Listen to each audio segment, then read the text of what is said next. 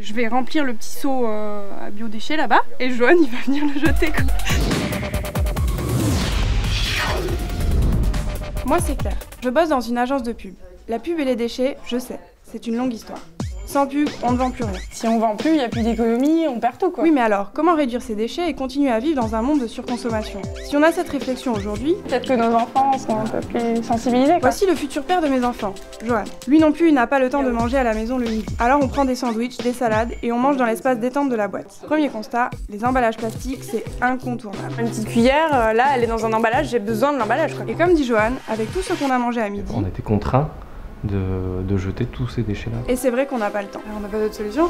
Retour à la maison. Rendez-vous avec Magali de la communauté de communes. Elle observe nos méthodes de tri. En effet, pour produire moins de déchets, il faut comprendre comment mieux trier et ce qui sera recyclé ou incinéré. Et là, c'est imparable. Premier constat, on mettait des trucs qui n'ont pas leur place dans cette poubelle. On était dans l'erreur quoi. Après, on a montré à Magali le vieux composteur au fond du jardin. L'occasion de le réactiver. Il était à l'abandon. D'après elle, pour avoir du compost, il faut à peu près 6-8 mois. Et puis nous, on ne s'y connaît pas trop. Qu'est-ce qu'on a le droit de mettre dedans ou qu'est-ce qu'on n'a pas le droit de mettre dedans L'ancien propriétaire avait laissé un tas de choses qu'on a emmenées à la déchetterie. Donc du coup là, on a accès en fait au compost. Donc c'est déjà un pas en avant. Moi, j'ai un peu peur de venir ici. C'est pas très rassurant et j'aime pas trop les bêtes. Il y a des trucs là-dessous. Dans l'avenir, moi je vais remplir le seau à compost et Johan il va venir le vider ici.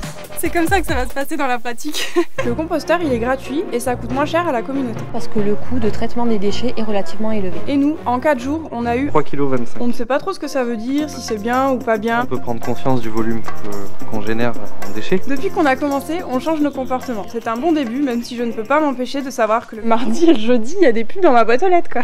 Et je suis consciente aussi que la pub me crée des besoins quoi, donc et j'aime bien ça. Enfin...